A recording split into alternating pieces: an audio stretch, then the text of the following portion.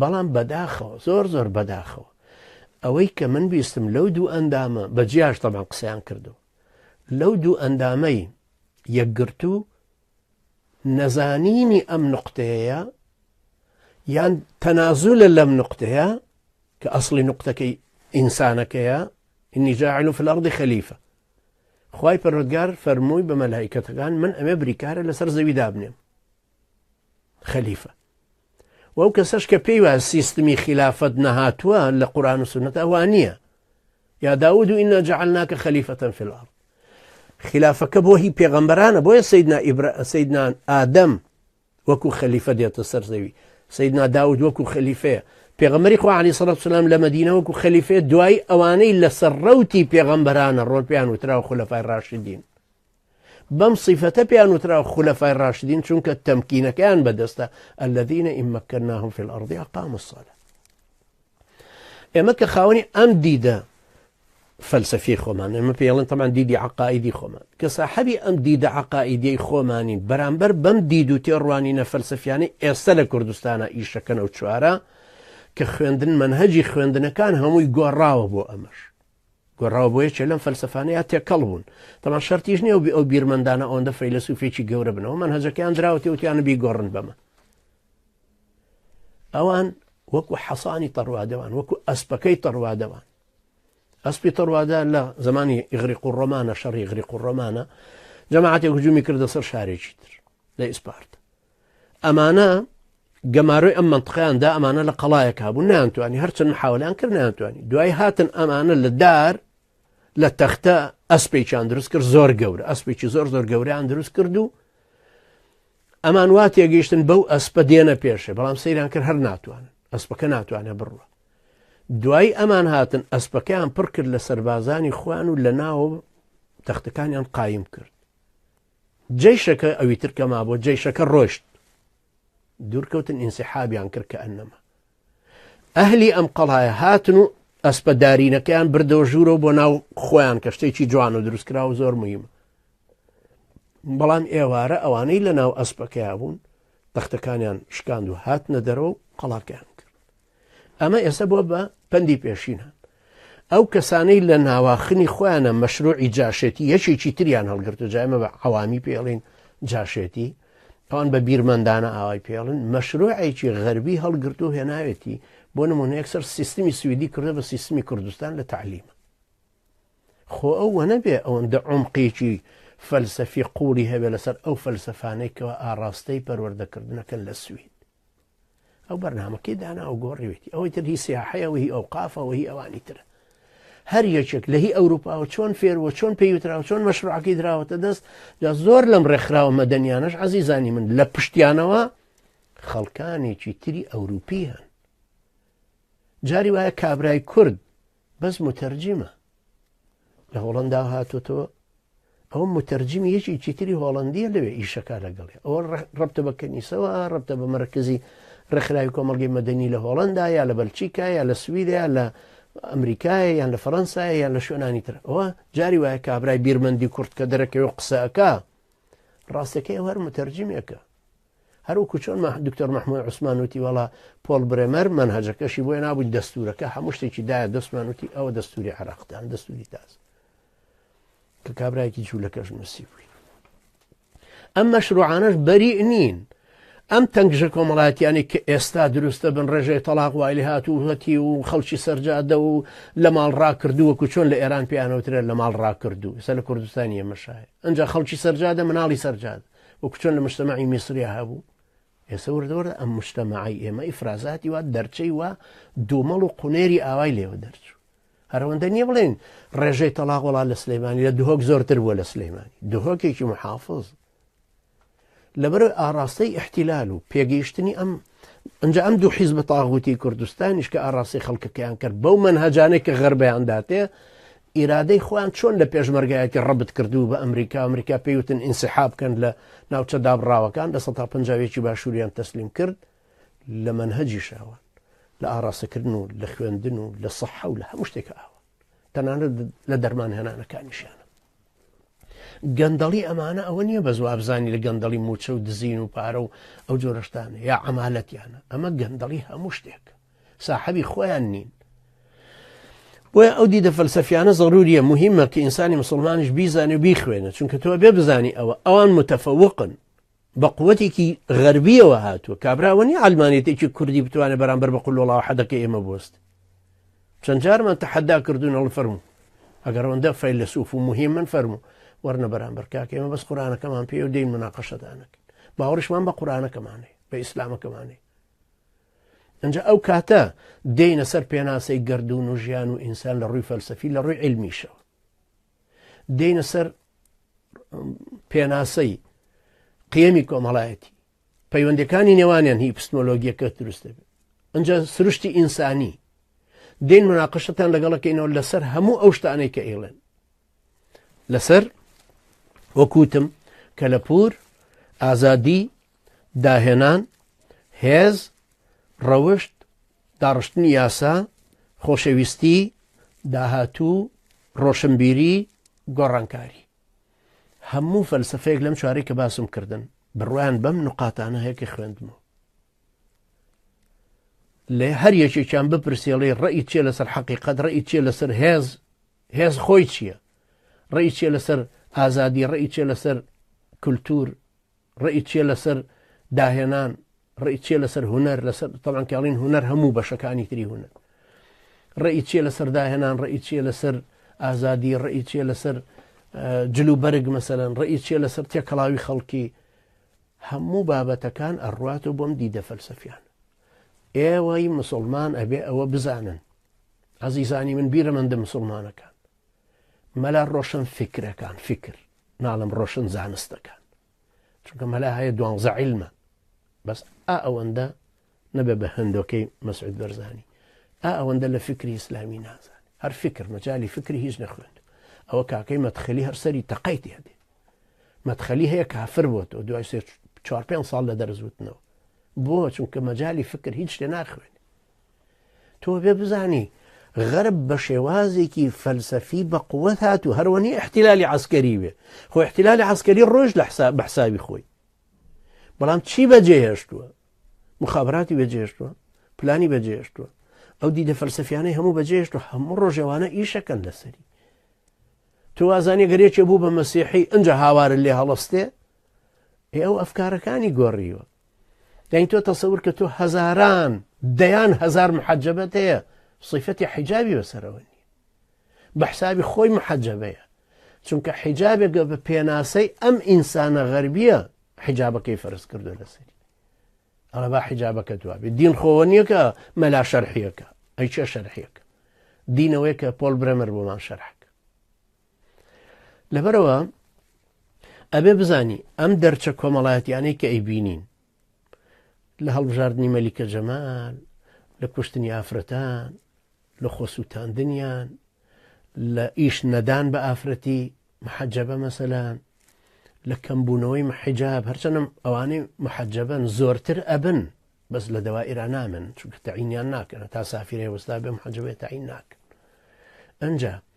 چەوسانەوەی ئەهلی دینەکە، وشکردنەوەی سەرچاوی دینەکەمان، کوشتنی جوامێرە ئازاکانمان ئەهلی جیهاد، گرتنی دوای سەفی دوای ئەو ریزی دوای ئەو بە حوجەی تیرۆریست و تەخفیفکردنی متەتەڕیفین، ئەوەی کە ئێستا عەبادی ئەڵە دوایەوەی کە سەرکەوتین بەسەر داعشا، ئەنجا پێویستە ئیش بکەین لەسەر فکری داعشی. فکری داعشێکەش ئەی باشە بۆ بەسەر فکری خۆتانە قسە ناکەن، بۆ بێ هەر لەسەر ئەهلی سونەت و جەماعەت قسە بکەن. ئەگەر یەکێک گوتی شیعە پیاوی باشە و ئێران باشە، ئەڵە ناوە فکری داعشی نیە، وەلەو متەتەڕیفێکی تندڕەویش بێت لە سونیە، بەڵام پێیان قوبوڵە. ئەوی تر هەر کەسە لە عاسی خۆی ئەوی بەرامبەرەکەی کە پێ قوبوڵ نەبووە تیرۆریست. ئێوە ئەبێ ئەوە بزانن بیرمەندانی عەزیزی ئیسلامی، کەسە ئیسلامیەتەکان، مەلا بەڕێزەکان، کەسایەتی ئیسلامیەکانی ناو ئەحزابەکان، سربەخۆکان، ئەو کەسانەی کە پێگەیشتون، ئێوە ئەبێ بزانن ڕاستە عەلمانیەتی پارتی وێچێتی پووکایەوە کۆتاییانە، بەس مخەلەفاتی عەلمانیەتەکە و ئەو دیدە فەلسەفیانەی کە ئاڕاستەی نەوەکانی ئێمە ئەکەن، ئەو مەوجە ئیلحادی کە دروستبوو نەتیجەی ئەوەیە. ئەوەش هەر بزوتنەوەیکی کۆمەڵایەتیە. زۆربوونی سافر و زۆربوونی ئەو هەموو دڵداری و ئەو هەموو بەرەڵای و زینا و ئەو هەموو لەش فرۆشیە، ئەنجا ئەو هەموو مخدرات و شراب خواردنەوەیە، ئیلتیزام نەبوون بە دین، وشکردنەوەی سەرچاوی دینەکە، ئەمانە هەموو شتێکی مەنهەجی بوون، ئیشیان لەسەر کراوە. بۆیە ئەبێ باش لەوە حاڵی بین. ئەو تەنگشە کۆمەڵایەتیانەی کە لە ماڵێکا ڕووەدا کچێک فێری تەمەڕوو دەبێ، تەمەڕودێکە لە جۆرێک لەو عادات و تەقالیدە قورسانشکە هەبوو. معقولیش نییە کچە شووەکە پورزایەکی ئەڵێ بێ دەمانچەیەکیش بۆ من بکڕنە ژینا نایڵم شوو بکە. ئێماوە تۆ سەلکی سیری قنچکی پیازی تۆ چ عیلاقێکی لەسەر ئەم ئافرەتە بە ڕێزە هەیە شووەکە. شووکردنی ئەمە یعنی پێغەمبەری خوا عەلەیهی سەڵات وسەلام تەدەخولی نەکردووە لە شووکردنی یەکێک. کچێک هات بۆ خزمەتی پێغەمبەر عەلەیهی سەڵات وسەلام، تێی پێغەمبەری خوا باوکم بە شوو مەدا و ڕازی نیم. جوابی ناردووە باوکی و فەرمووی شووی پێ مەکە، جوابیشی بۆ نارد کەنان مەی دەرێ کە ڕازی نییە. باشە ئێمە هیچ شکالێکمان لەسەر ئەم ڕازی بوونە نییە، بەڵا ڕازی بوونی ئافرەتەکە شتێکی حەقی خۆیەتی و مافی خۆیەتی،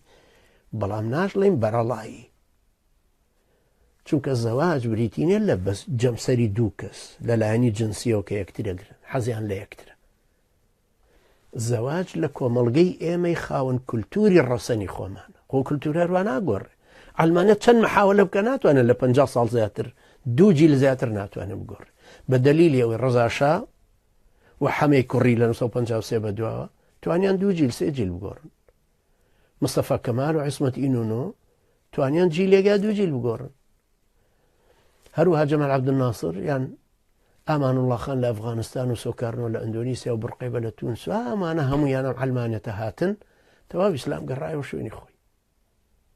گەڕایەوە شوێنی خۆی وەکو قیەمی کۆمەڵایەتی، بەڵام ماوێتی وەکو فکر و ئاڕاستەوانی سیاسی بێتەوە ناوچەی خۆی و شەریعەتەکەی خۆی بکاتەوە بە دەستور، بەوەش هەر ڕۆین بە پشتیوانی خۆ. لەبەرەوە بێ حساب بۆ ئەو بکەین عەقڵمان بەمە بشکێ، پێویستیمان بە پشوو درێژێکی باشێ بۆ جێڕانەوەی خەڵکەکەمان بەرەو ئەم قول والله ئەحەدەی کەوت. و ئەمەش وەڵامە، طبعا ئەمە ئیستخلافەکە دەرەجەی یەکەمە کە وازی لێ ناو کە ئابرای بیرمەندی یان سیاست مەداری یەکگرت و ئەڵێ ئەسڵەوەی ئینسان ئازاد بێ، ناوان نییە، ئەسڵەوەی ئەم ئینسانە بۆ عبودیەتەکە هاتوۆتە سەر ئەرز، ئینی جاعیل فی الأرض خەلیفە. استخلاف کەوتم ئەم شتەیە وتم، ناسینی خوای گەورە و پەرستنی، پاشان داعوکردن و گۆڕانکاری کۆمەڵگەکە لەسەر بەلاغی پێغەمبەران بە پێی وەحی پێغەمبەران، دروستکردنی ئومەتەکە ئەو گۆڕانکاریانی کە دروستە بن بۆ ئەوەی سڵتە و دەسەڵاتێکی شەرعی دروست ببێ کە لە ئاڕاستەی وەحیەکەوە دێ، ئەنجا بتوانە نان و ئەمان تەوفیرکە بۆ خەڵکەکە بە بەکارهێنانی سونەنی ژیان، ڕێساکانی گەردوون و ژیان بیما فیه ئەو نەوتەی کە هەیە. ئەجنا پێغەمبەرێک ناچێتە بازاڕ و باسی مکیال و میزان بکە لە قورئان، باسی مکیال و میزان پێغەمبەرێکی بەڕێزی مەعسوومە چێ باسی ئەمەیان بۆ کە ئەی تۆ بۆ ناوێری باسی نەوتەکە بکەی، تۆ بۆ ناوێری باسی ئەم هەموو زەریبە مخالیفە بە دین بکەی کە پارتی وێچێتی وەریان گرت و وەریەگرن. هێمانەش هەر مەسئولێتی تۆن. ئەوان مارکسەکان بە ناوی اقتصادی سیاسی باسی لێوەکرد، تۆ بە اقتصادی هیچ باسی لێوە ناکەی. تۆ هەر وەزانی هەر کەسە ڕاتوێکی دایەوە وەڵا خێر و پێی کرد و پیاوتی لەگەڵ کرد، لەگەڵ مجتەمەعەکە نابێەوە. لەبەرەوە پێویستە ئیسلامێکی گشتگیری دیدی عقایدی و فکری سیاسی و بەرنامەی سیاسی و قیەمی ئەخلاقی و بانگەوازێکی پشوو درێژ و حرەکەتێکی گۆڕانکاری کۆمەڵگەکە و ئیدارەیەکی بەهێز دروست ببێ هەتاکو ئەو خەڵکە بگەڕێتەوە لای ئیسلامەکە. ئەو خەڵکە ئەو بەو فەلسەفانێک کە ئێستا ئاڕاستەی کوردستانەکەن لە کۆمەڵێک دیدی فەلسەفیەوە هاتوون. ئەو دەرچانەی کە ئەیان بینین گەندەڵی و بەرتیل خواردن و لەشفرۆشی و دزیکردن و بەرەڵایەکی بێساحەب کە پارتی وێچێتی کردویانە، حتا ترامپ پێی شەرمە بڵێت ئیدی بکەم. ئەمە لەم دەرچە فەلسەفیانەوە دێ، لەبەرەوە تۆ بێ ئەسڵ بگەڕیتەوە سەر ئیستخلافەکەی خۆت، بگەڕێت سەر قول والله ئەحەدەکەی خۆت و بشتوانی مواجهەی ئەو شتانە هەمووی بکەیتەوە، چونکە هەر یەکێک لەوانە ئەو محاولەیە کە بە پراکتیزمیەکەی خۆی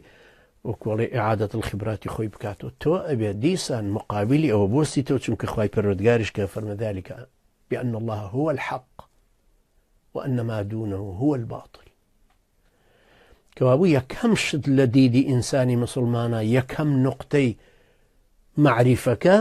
بریتە لەوەی کە خوای پەروەردگار حەق و پەیامەکەشی حەقە کە ناردوێتەوە خوارەوە و بالحەق ئەنزەلناه و بالحەق نەزەل وحی خوایی حەق ئەبێ ئێمە کاتێکە بین بە حەق کە لەسەر وحی خوایی ئەڕووی ئەیتر ئەوی تر هەمووی باتڵە ئەبێ یەقینت لەسەر ئەمە هەبێ نەک وەکو کابرای یەکگرتوو کابرای عاقڵی قورئانەوانیەکان بکەویتە مەشروعی دیموکراسیەکەی ئەلمانیەکانەوە لە ڕۆژێکە کە فەشەلیان هەنا ئاخر یەکێک لە شکستی ئیسلامیەکان ئەمەیە تۆ خۆت مەشروعت پێ نەماوە چوویتە ناو مەشروعی ئەلمانیەکان ئێ خۆت مەشروعەکەت تەقدیم هەر ئەو کابرای یەکگرتووە ئێ باشە فەرقی تۆ خالید مشعل چییە فەرقی تۆ ئیسماعیل هەنیە چییە فەرقی تۆ سەعید سیام چییە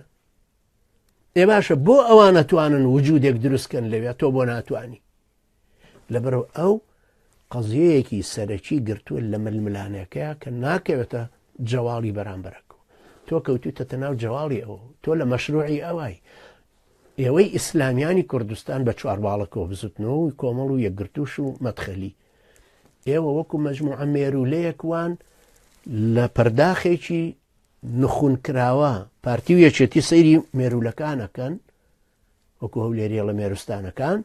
سەیری مێرولەکانەکەن بۆ چۆ حرەکە دەکەن ئەمان ئاوا وردەوردە بە ئیتیجای خۆیان ئەیبەن بەرەو ئەو لایکەیانە چکە مێرولەکان پیاشە هەڵڕۆسکێن ناتوانێت هیچ شتێک بکەن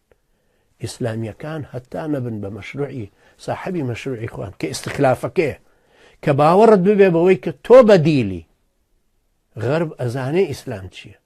بۆیە ئەوەندەمانە چەوسێنێتەوە بەڵام ئێمە ماوەمانە بزانین ئیسلامەکە چی زۆر ضروریە بگەڕێنەوە بۆ ئیسلامەکە بە دیدێکی فەلسەفی کە ئەوان پێڵێن واتە دیدێکی عەقائیدی لەم دیدە عەقائیدیەوە بڕوانینە فکری سیاسی بڕوانینە بەرنامەی سیاسی بڕوانینە قیەمی کۆمەڵایەتی بڕوانینە دەستوری وڵاتەکە بڕوانینە گۆڕانکاری ناو کۆمەڵگەکە بڕوانینە شیرازەی خێزان چۆن بەهێزەکەین و دروستەکەینەوە بڕوانینە سەر قیەمی کۆمەڵایەتیەکە لە ڕووی ئەخلاقی و بنەما ئەخلاقیەکان دابوو نەریتەکان مافی ئینسان مافی کەمایەتیەکان ئەوەی کە پێوترە فقهی دەستوری ئیسلامی واتەوانە علاقەی بە ئەحکامی دەسەڵاتەوە هەیە کە پێوترەوە لە ئەحکام سوڵتانی خی پەروەردگار ئێمەشی ئێوە سەلامەت سەرکەوتووکە دەرچە کۆمەڵایەتیەکان هەرە بن هەر زیادیشەکەن چونکە ئەوان نازانن عیلاجی چیە ئەوان میکرۆبەکەیان بڵاو کردوتەوە بەڵام دەرمانەکەیان لا نییە دەرمانەکە لای ئەوان نییە ئەگەر دەوڵەتەکە قانونی وایە ئەوەی کوردستان هیچ شکالێک لە بۆ نابوو چونکە ئەم ئێستا لە سوید و نەرویج و ئەمانەش خۆشتانە هەیە مخدرات هەیە بەڵام قانون ڕێکی خستووە زینا هەیە بەڵام ڕێکی خستووە لەشفرۆشی هەیە بەڵام لەم وڵاتە لەم نەرویجە بەس بزانن یەکێک ئافرەتێکی لەسەر جادە هەڵگرتوتەوە هی لەشفرۆشی ئەوەی کە لە بازاڕەکانی ئێوەی بینن لە کوردستان لەم وڵاتە بەس ئەوە ببینن بەو شێوەیە لانی کەم 6,000 دلار زەریبەی لێوەرگ غەرامەیەکەن ئافرەتەکە ژەگرن دەریشیەکەن لە وڵاتەکە گەری وڵاتەکە نەبوو ئەمە لە وڵاتێکا کە جنس مەفتوحە جنس کراوەیە ئەنجا چ جای ئەوەی کە خەڵک بتوانێت بدزێ مەلیکی ئەم وڵاتە خەڵک خۆشیەوێ بەڵام مەلیکی ئەم وڵاتە فارغۆنێکی هەیە لە محەتەی قیتار کرێی لێدا کرێ ناتوانن پێی بڵێن وڵات تۆ مەلیکی قەیناکە تۆ قاتڕەکەت لێرەدان یا بڵێن وڵات تۆ ڕئیسەی حکوومەتی لێرقەیچە کە گەر هەندێک بماشیتەوە چ جای ئەوەی کە ئەو هەموو پارەیە ڕۆی وە ئێوەزانن ئەمڕۆ ئەوەی عەبادی ئەعلانی کردووە ئەڵێ 105 ملیۆن بەرمیل ئینتاجی ئەم مانگی ڕابردووە بە کە بەدەست حکوومەتی هەرێمەوە حکوومەتی مەرکەزیەوەی 105 ملیۆن ئەژڵێ بایی 6 ملیار و 8 ملیۆن دلار یەک مانگ یعنی بزانن پارتی وێچێتی چەندیان دزیوە ئەویش ئەوەندە شەریف نییە خۆی چونکە ئەویش ئەو ڕاوڕوت و دزی و گەندەڵی کە لە جنوب هەیە یعنی شتێکی خەیاڵیە